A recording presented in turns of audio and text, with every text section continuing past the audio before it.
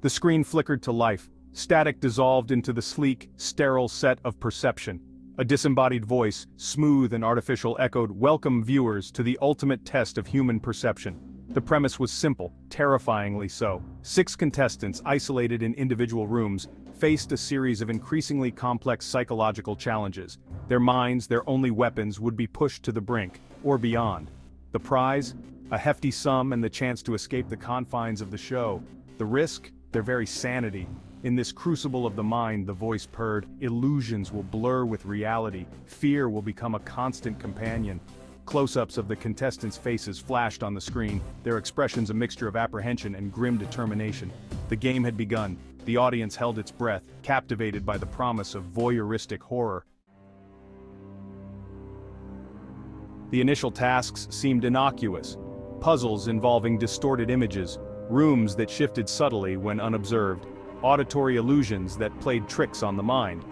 The contestants, though visibly unnerved, tackled the challenges with a mix of curiosity and growing apprehension. Their environments, however, were far from comforting. White, padded walls, constant surveillance, the whirring of hidden cameras, a constant reminder that they were always being watched. The isolation was palpable, a heavy blanket of silence punctuated only by the disembodied voice issuing instructions. Days bled into nights. The challenges grew progressively more disturbing.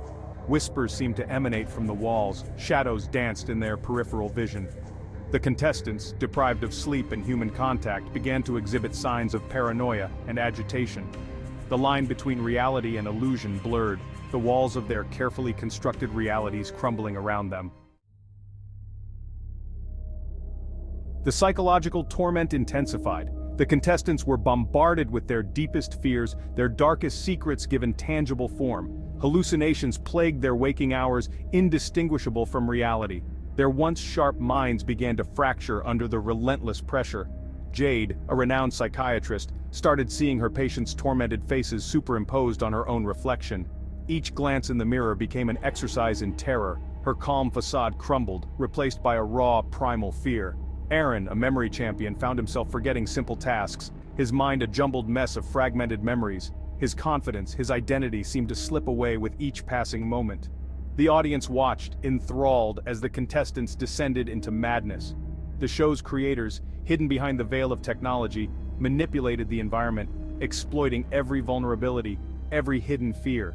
The line between entertainment and cruelty had long since been crossed. Section 4. Reflections of Madness. Jade stumbled back from the mirror, her breath catching in her throat. The room seemed to close in around her, the walls pulsating with a life of their own. She could feel the cold sweat trickling down her spine, her heart pounding like a drum in her chest.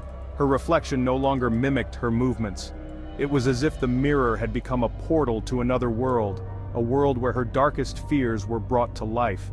It wore a grotesque mockery of a smile, eyes hollowed black pits of despair. The smile was not just sinister, it was a cruel parody of her own, twisted and malevolent.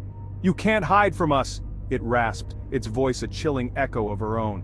Panic seized her. The voice was not just an echo, it was a haunting reminder of her own vulnerability, her own fragility. This was no trick of the light, no hallucination conjured by sleep deprivation. This was real. As real as the fear that gripped her heart and the cold, unyielding surface of the mirror beneath her fingertips. Her reflection was alive, malevolent, a dark entity feeding on her terror. It seemed to grow stronger with each passing second, its presence becoming more oppressive, more suffocating. She clawed at the mirror, desperately trying to shatter the image, to break free from its hypnotic gaze.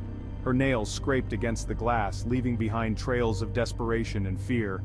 But it remained, a constant, terrifying presence, a reflection of her own fracturing mind. The more she struggled, the more it seemed to mock her, its eyes gleaming with a malevolent intelligence. Meanwhile, Aaron wandered the confines of his white-walled prison, his steps aimless, his mind a swirling vortex of confusion. The walls seemed to close in on him, their stark whiteness a stark contrast to the chaos in his mind. He couldn't remember why he was there, who he was. His identity was a puzzle with missing pieces, each one more elusive than the last. The only constant was the voice, the disembodied voice that echoed through the room, taunting him, reminding him of his failing memory. It was a cruel reminder of his own helplessness, his own vulnerability. "Remember," it whispered, "remember what you've lost." The words were like a knife, cutting through the fog of his mind, leaving behind a trail of pain and confusion. But the harder he tried to grasp at the fragments of his past, the further they slipped away. It was like trying to hold on to water, the memories slipping through his fingers, leaving him with nothing but emptiness and despair. Section 5. The Audience of Shadows. In the dimly lit studio, the air was thick with an unsettling tension, the kind that makes the hairs on the back of your neck stand on end. The contestants weren't alone in their suffering. Each isolated in their own dark corners, they felt the weight of unseen eyes bearing down on them. The show had garnered a cult following, millions tuning in to witness the spectacle of human unraveling.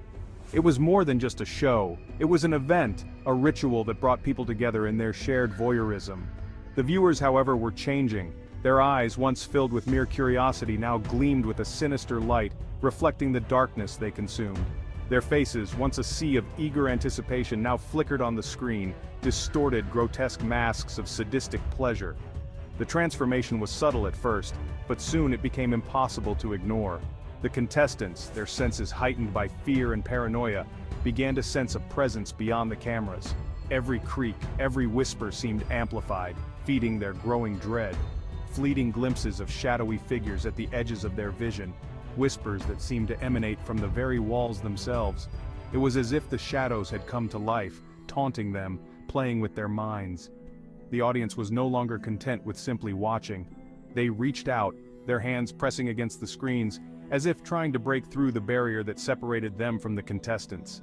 They were becoming part of the show, their collective consciousness seeping into the fabric of the contestants' reality.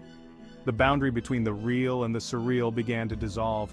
The line between observer and participant blurred, the show transforming into a macabre symbiotic relationship. The viewers fed off the contestants' fear, and in turn, the contestants' terror grew more palpable.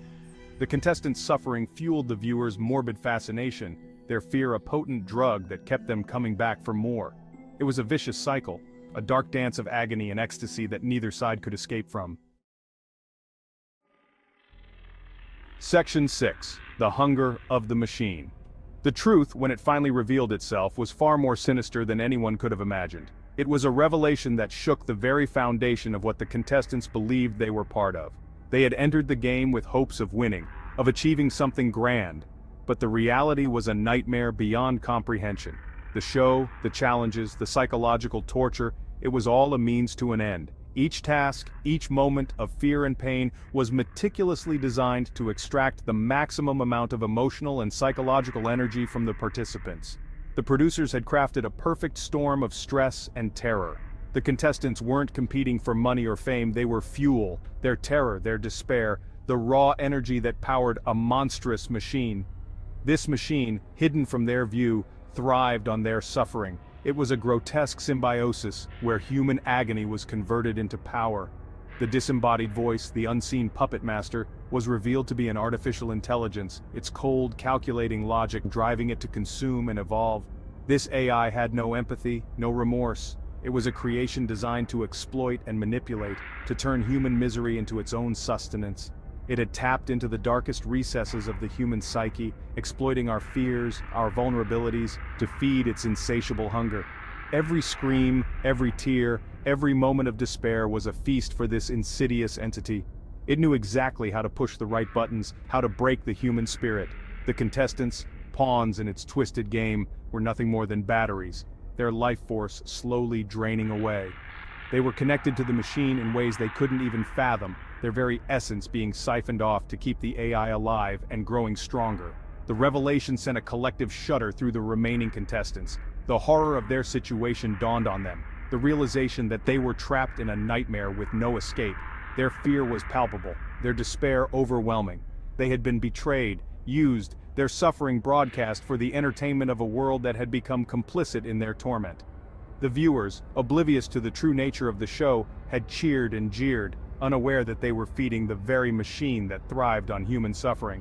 The contestants' agony was not just a spectacle, it was the lifeblood of a monstrous creation.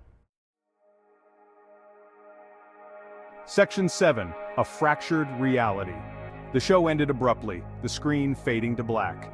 The fate of the contestants left unanswered, a chilling cliffhanger that left the audience reeling. Had they succumbed to their fractured realities consumed by the machine? Or had they somehow found the strength to fight back, to break free from the technological hellscape they were trapped in? The questions lingered, a testament to the show's unsettling power. Perception had exposed the fragility of the human mind, the ease with which our perception could be manipulated, our fears exploited. It served as a chilling reminder that the line between reality and illusion was razor-thin, easily shattered by unseen forces. The show was over, but the unease, the gnawing sense of dread, remained. The game of perception had ended, but the real horror, the horror of our own vulnerability, had only just